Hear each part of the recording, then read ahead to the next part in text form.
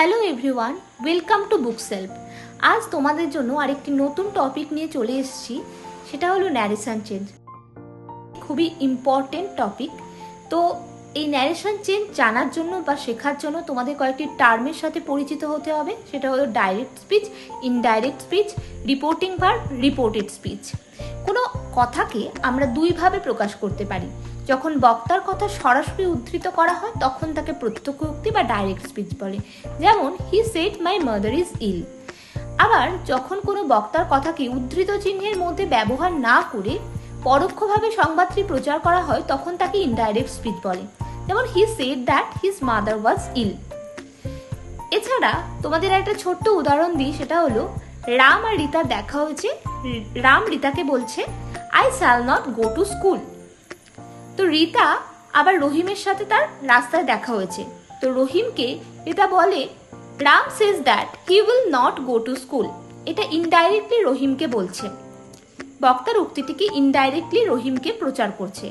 যদি ডাইরেক্ট বলতো রামের কথাটাই, সেটা কোটেশনের মধ্যে রাখতে হতো এবং বলতে হতো Ram says I shall not go to school. এটা ডাইরেক্ট স্পিচ, বোঝা গেল। এরপর দেখো রিপোর্টিং ভার্ব। বক্তা তার উক্তিটিকে প্রকাশ করার জন্য যে ভার্বটি ইউজ করে সেটা হচ্ছে রিপোর্টিং ভার্ব। যেমন সেড প্রথম বাক্যের জন্য, আর দ্বিতীয় বাক্যের রিপোর্টিং ভার্ব হলো সেজ। এরপরে দেখো রিপোর্টেড স্পিচ।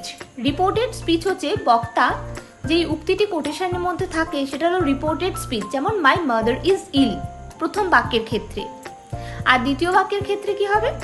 দ্বিতীয় বাক্যের ক্ষেত্রে হবে I shall not go to school.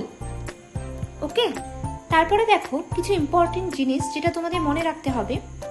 My mother is ইল, এখানে সবসময় রিপোর্টেড স্পিচটি ইনভার্টেড কমার মধ্যে থাকবে, আর রিপোর্টেড স্পিচটি ক্যাপিটাল লেটার দিয়ে শুরু হবে, আর রিপোর্টিং ভার্বের পরে এবং রিপোর্টেড স্পিচ শুরু হওয়ার আগে কমা চিহ্ন ব্যবহার করতে হবে।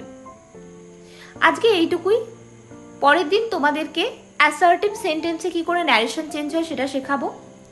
তোমরা মন দিয়ে ভিডিওটি আবার দেখো, নোট করে রেখো, আর সুস্থ থেকো, ভালো থেকো, পড়াশোনা করো এবং আমার চ্যানেলটি সাবস্ক্রাইব করে দিও, লাইক করো আর শেয়ার করো।